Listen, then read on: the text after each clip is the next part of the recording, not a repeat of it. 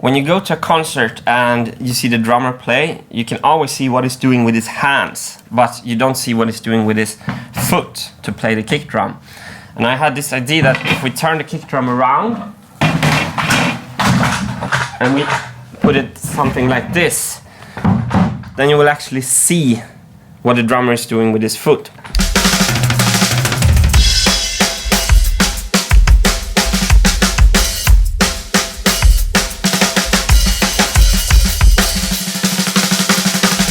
So we tried this solution already for the Star Machine 2000 video, and it worked kind of good, but this is built especially for this kick drum. On tour, we're not bringing our own kick drum, so we're gonna use the kick drum that they already have at the venue.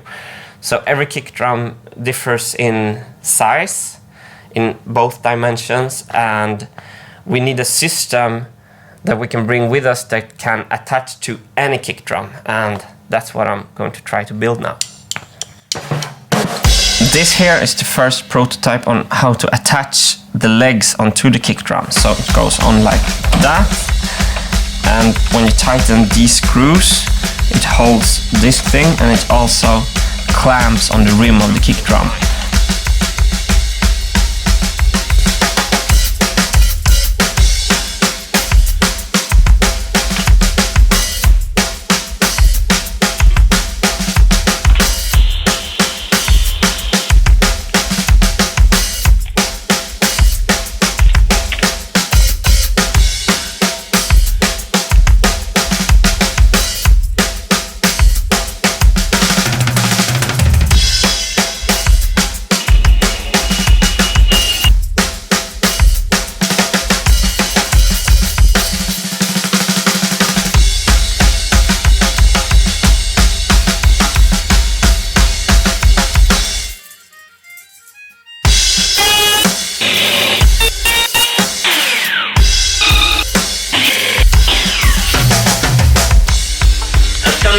Drum is 22 inches, and I need to find out the curve of that circle.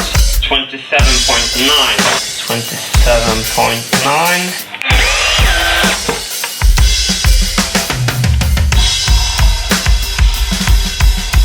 So this is the curve of a standard 22-inch bass drum. Now I can use this template to route the curves into my wood pieces. Splendid. Splendid.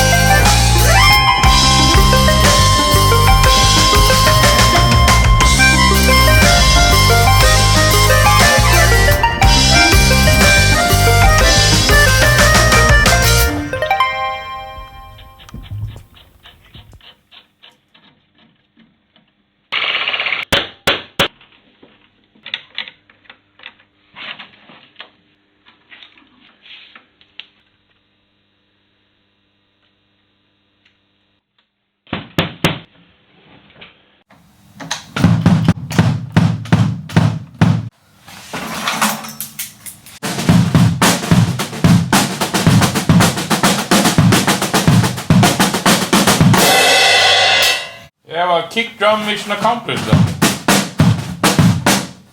Yeah, it seems to kind of work actually, and the response in the foot. I'm not a drummer, so I can't be sure about this, but I think it's very fast. I'm gonna take this to Marcus and see what he thinks about it. So what happened and why is the 90 degree kick drum a fail? I brought the kick drum to Stockholm and we tried it out during the rehearsals and everything seemed to work out quite good. But it was when we came to the soundcheck on our first show for the tour in Greifswald, northern Germany, where this photo is taken, that the kick drum broke down.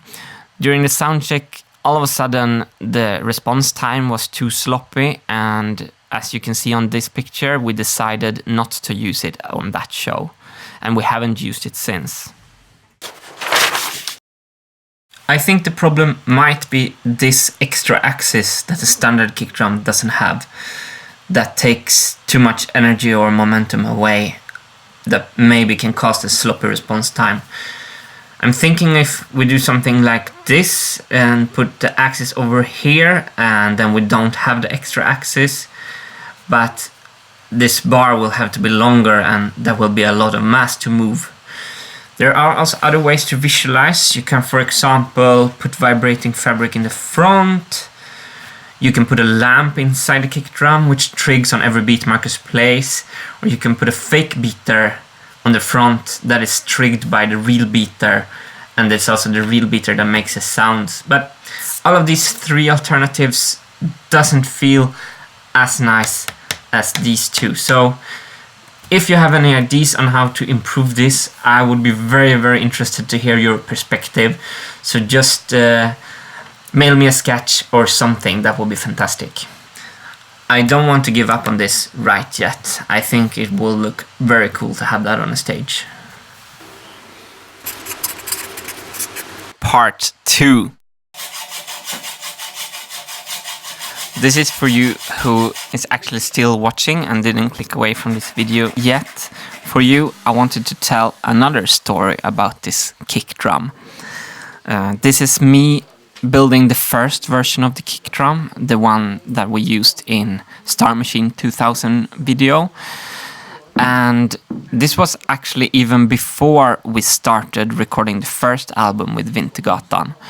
To record the album, I moved to this house in the middle of the Swedish forest.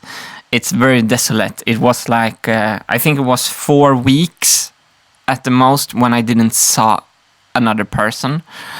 And I lived there for half a year. And it was really easy to focus there away from all the buzz. It was fantastic. Another thing that I did in this house was that I recorded a song and a video that I didn't like. It didn't turn out good, it's just too much happening. It's a little bit like a roller coaster and not a night train kind of thing. But I used a 90 degree kick drum in the video. There's also an early version of the Molin in this video. And 2 disclaimers, because I never thought I would show this to anyone. First, I look like the drummer from the Muppet Show when I drum. And second, the bridge part has stabs in it. And this was actually before the EDM conquered the charts. I think my inspiration was my first record ever, made in Sweden by E-Type, the fantastic Eurodisco artist. And, well, I'm playing accordion bass with 2 hands and it's a big mess. But remember, this was only for you who stayed in the whole video, so don't tell anyone about this song, okay? Thank you.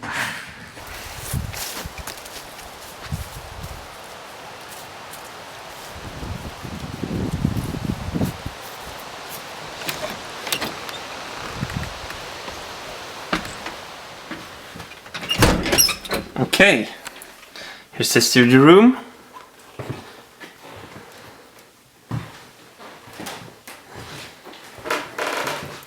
Get a fire burning. Music box.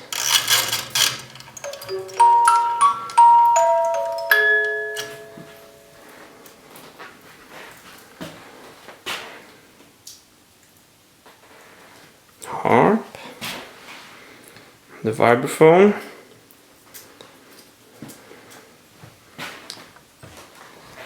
And here's the working place. I got Marie and Per watching over me there.